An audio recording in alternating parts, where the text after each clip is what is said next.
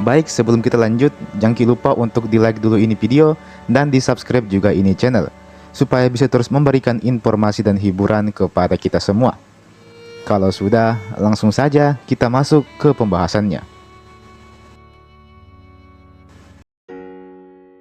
Di ujung selatan Pulau Sulawesi, di sebuah kota pelabuhan bernama Watampone, lahirlah seorang anak yang kelak dikenal sebagai salah satu tokoh paling berpengaruh di Indonesia. Namanya Muhammad Yusuf Kalla, atau yang lebih akrab disapa JK. Dia lahir pada tanggal 15 Mei tahun 1942 di tengah-tengah suasana perjuangan dan masa sulit Indonesia menjelang kemerdekaannya. Dari kecil, Yusuf Kalla sudah hidup dalam suasana kerja keras. Ia bukan lahir dari keluarga bangsawan, tapi dari keluarga pedagang Bugis yang sederhana namun sangat disiplin dan religius. Ayahnya bernama Haji Kalla, seorang pengusaha kayu dan pemilik toko kecil. Sementara ibunya, Atira, dikenal sebagai perempuan tangguh yang juga seorang pedagang yang ulung. Kehidupan keluarga Kalla dipenuhi nilai-nilai kerja keras dan kejujuran. Sang ayah sering mengajarkan pada anak-anaknya bahwa rezeki tidak datang dari langit, tapi dari tangan orang yang mau bekerja keras. Dari ibunya, Yusuf Kalla belajar tentang ketekunan dan keikhlasan dalam berdagang. Sejak kecil, Yusuf Kalla terbiasa membantu orang tuanya di toko. Dia belajar bagaimana melayani pembeli, menata barang-barang, dan mencatat hasil penjualan. Saat anak-anak lain bermain di sore hari, Yusuf Kalla justru sibuk menimbang beras atau mencatat utang-utang pelanggan. Lingkungan keluarga yang disiplin ini membentuk watak Yusuf Kalla menjadi pekerja keras, hemat, dan berpikir realistis. Ia belajar bahwa untuk menjadi sukses, seseorang harus memahami arti tanggung jawab bahkan sejak usia dini. Pendidikan menjadi hal yang penting bagi keluarga Kalla. Meskipun hidup di daerah yang masih terbatas fasilitasnya, ayahnya bertekad agar anak-anaknya bisa bersekolah tinggi. Yusuf Kalla menempuh pendidikan dasarnya di Makassar, kemudian melanjutkan ke Universitas Hasanuddin dan mengambil jurusan ekonomi.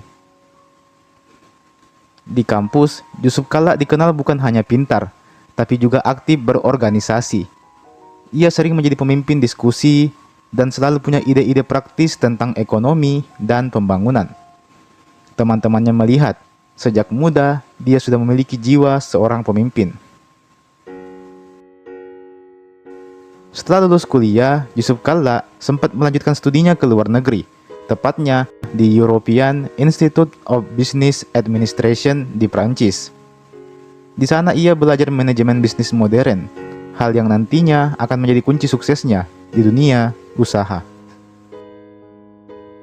Sekembalinya ke Makassar, Yusuf Kalla tak memilih menjadi seorang pegawai negeri atau politikus. Ia memilih jalan bisnis, melanjutkan usaha keluarga yang dirintis ayahnya, yaitu NP Haji Kalla. Perusahaan ini bergerak di bidang perdagangan, transportasi, dan konstruksi. Di tangan Yusuf Kalla, perusahaan kecil keluarganya mulai berkembang pesat.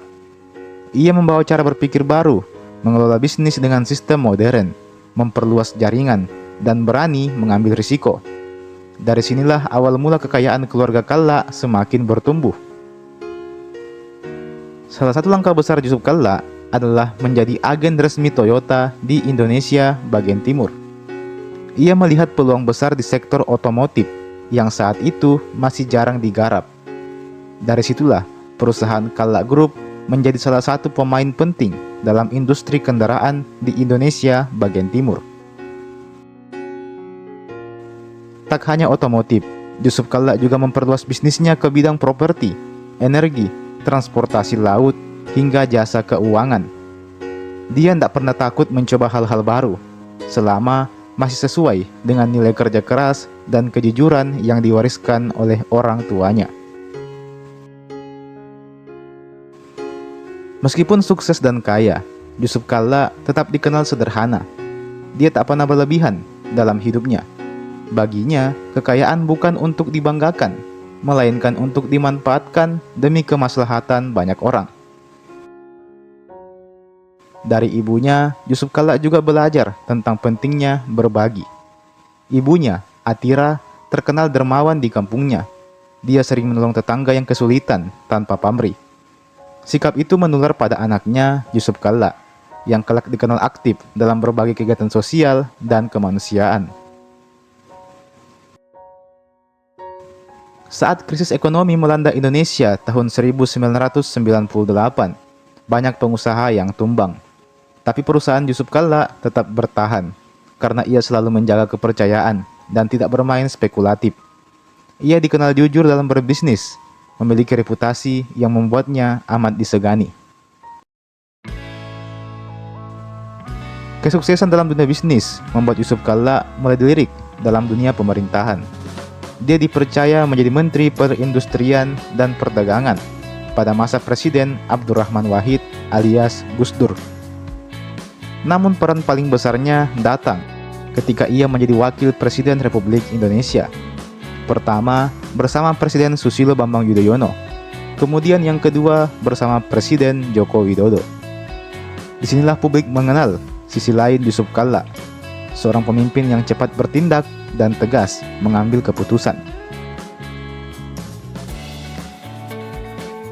Dalam dunia politik pun, Yusuf Kalla tetap membawa nilai-nilai bisnisnya, efisien, tepat waktu, dan hasil yang nyata. Dia dikenal sebagai tokoh yang mampu menyelesaikan konflik melalui dialog, seperti yang dilakukan dalam perdamaian Aceh tahun 2005. Bagi Yusuf Kalla, kesuksesan bukan semata karena harta atau jabatan, tapi karena manfaat yang bisa dia berikan. Dia sering berkata bahwa kekayaan hanyalah alat, bukan tujuan. Dia ingin kekayaannya bisa membuka lapangan kerja dan membantu banyak orang. Dari seorang anak toko di Makassar, Yusuf Kalla menjelma menjadi pengusaha besar, politisi nasional, dan tokoh perdamaian. Kisah hidupnya adalah cerminan bahwa kerja keras, kejujuran, dan doa orang tua mampu membawa seseorang ke puncak keberhasilan. Dan di balik setiap kesuksesannya selalu ada nilai-nilai Bugis yang melekat kuat. Sipaka tahu, sipaka lebih, dan siri napace. Penghormatan terhadap sesama dan harga diri yang tak tergantikan.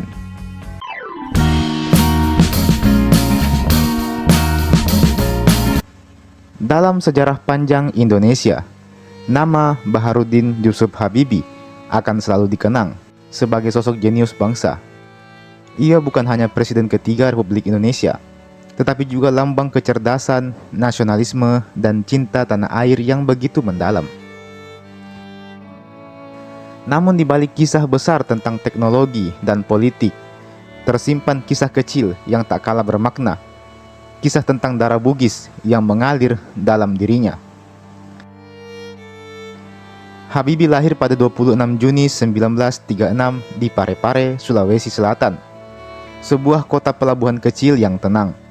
Namun, menjadi saksi lahirnya salah satu putra terbaik bangsa Indonesia. Ia lahir dari pasangan Alwi Abdul Jalil Habibie, seorang pejabat berdarah Gorontalo, Bugis, dan R.A. Tuti Marini Puspo Wardojo, seorang perempuan berdarah Jawa. Dari sinilah darah percampuran dua budaya besar Indonesia mengalir dalam dirinya, Timur dan Tengah, Laut dan Darat, Bugis dan Jawa. Meski lahir di Sulawesi, masa kecil Habibie tak banyak dihabiskan di tanah kelahirannya. Setelah ayahnya wafat ketika ia masih berusia 14 tahun, sang ibu membawanya merantau ke Jawa demi masa depan anak-anaknya. Di sana, Habibie tumbuh dan belajar di lingkungan yang jauh dari akar kebugisannya. Tapi meski begitu, ia tak pernah benar-benar melepaskan ikatan batin dengan tanah Bugis. Habibie muda dikenal sebagai anak yang pendiam, tekun, dan sangat rajin belajar. Di balik kesederhanaan sikapnya, ada tekad baja yang seolah mewarisi semangat Siri Napace dari leluhur Bugisnya. Siri, harga diri, menjadi nilai yang menuntunnya untuk selalu berbuat sebaik mungkin, tak pernah menyerah dan selalu menjaga kehormatannya. Ketika ia menempuh pendidikan tinggi di Jerman, jauh dari Indonesia, nilai-nilai itulah yang menemaninya. Ia bukan hanya berjuang demi diri sendiri, tapi juga demi bangsa yang dicintainya. Ia sering berkata bahwa kerja kerasnya adalah bentuk tanggung jawab terhadap darah Bugis yang mengalir dalam dirinya. Darah yang pantang menyerah dan tak mengenal kata mundur. Dalam berbagai kesempatan, Habibie selalu menyebut dirinya sebagai anak Bugis dari Parepare. Kalimat sederhana itu mengandung makna besar, sebuah pengakuan dan kebanggaan akan identitas. Ia tahu bahwa dirinya tidak tumbuh di tengah budaya Bugis, namun ia selalu menghormati nilai-nilai leluhurnya, terutama dalam hal integritas, kejujuran, dan loyalitas. Ketika banyak orang Sulawesi memandang Habibie sebagai simbol kejayaan daerahnya, beliau sendiri justru melihatnya dari sisi yang lebih luas. Baginya, menjadi orang Bugis berarti menjadi manusia yang bertanggung jawab terhadap sesama, berani menghadapi tantangan, dan siap mengabdi untuk bangsa tanpa membeda-bedakan asal-usul. Habibie tak pernah tinggal lama di Sulawesi, namun jejak darah Bugis itu nyata dalam cara berpikir dan juga sikapnya. Dalam ketegasan dan kecepatan pengambilan keputusan, tampak karakter Bugis yang berani dalam kelembutan dan kebijaksanaannya. Terlihat nilai-nilai Jawa dari ibunya. Dua dunia itu berpadu membentuk nilai pribadi yang unik dan luar biasa.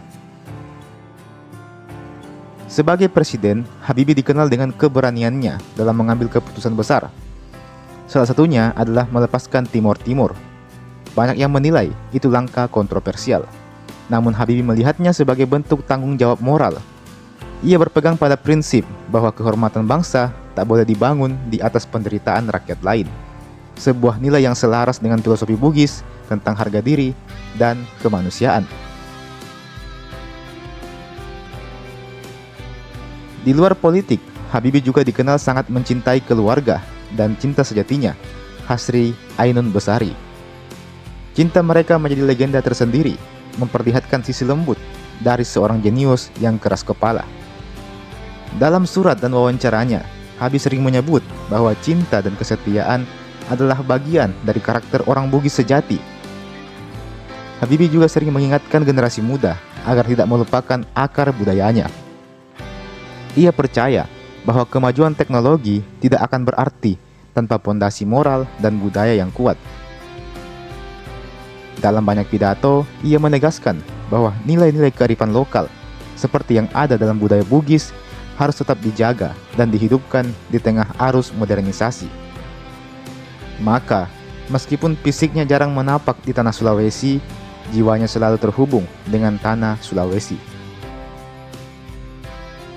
Dalam setiap keberhasilannya, selalu ada semangat Bugis yang mengalir. Dalam setiap kegagalannya, selalu ada keberanian untuk bangkit.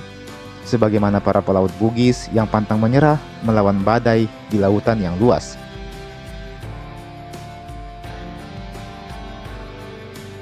Kini, ketika nama Habibie dikenang di seluruh penjuru negeri, masyarakat Sulawesi menyebutnya dengan penuh kebanggaan. Ia bukan hanya presiden dari Parepare, tapi juga simbol bahwa darah Bugis dapat mengalir hingga ke puncak tertinggi bangsa Indonesia. Ia membuktikan bahwa meski seseorang jauh dari tanah leluhur, nilai-nilai budaya bisa tetap hidup dalam hatinya.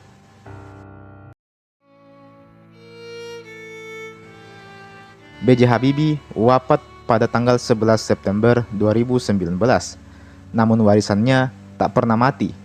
Ia meninggalkan bukan hanya karya-karya teknologi dan kebijakan kenegaraan, tetapi juga pesan moral bahwa akar budaya adalah sumber kekuatan yang sejati, bahwa menjadi orang Bugis, Jawa, atau apapun itu hanyalah sebuah bentuk. Yang terpenting adalah nilai yang dijaga di dalam jiwa. Dan kini, Di antara langit Parepare yang biru, nama B.J. Habibie terus bergema. Ia bukan sekedar anak daerah, bukan sekedar presiden, tapi simbol dari jembatan antara tradisi dan kemajuan. Seorang putra Bugis yang meski tak lama di Sulawesi, namun telah mengangkat nama tanah leluhurnya hingga ke langit dunia. Masyarakat Parepare wajar apabila merasa bangga terhadap B.J. Habibie, meskipun beliau tidak tumbuh besar di sana. Sebab dalam konteks kebudayaan Indonesia, asal kelahiran memiliki makna simbolik, bukan hanya geografis, tetapi juga emosional. Ketika seseorang sebesar B.J. Habibie lahir di Parepare, kota itu otomatis menjadi bagian dari sejarah bangsa. Ia menjadi tanah asal cahaya besar, dan kebanggaan itu bukan semata pada pribadi Habibie, tetapi pada makna bahwa Parepare pernah melahirkan tokoh sebesar ini. Walau ia jarang tinggal di Parepare, Habibie tidak pernah memutuskan hubungan batin dengan tanah Bugis. Ia kerap menyebut dirinya anak Bugis dari Parepare dalam banyak kesempatan. Ini membuat masyarakat merasa diakui bahwa meski beliau menjadi figur dunia, ia tetap mengingat akar daerahnya. Bagi masyarakat lokal, hal semacam itu memiliki makna moral yang tinggi, bentuk penghargaan dari anak bangsa kepada tanah kelahirannya. Dan teman-teman, demikianlah tadi pembahasan kita pada hari ini, perihal sosok B.J. Habibie dan juga kota Parepare, yang keduanya saling terikat satu sama lain. B.J. Habibie tidak melupakan identitas asalnya sebagai warga kelahiran Parepare, dan warga Parepare mengapresiasi itu dengan bentuk penghargaan yang amat monumental. Lantas, bagaimana pendapat kalian perihal ini? Coba ceritakan di kolom komentar di bawah.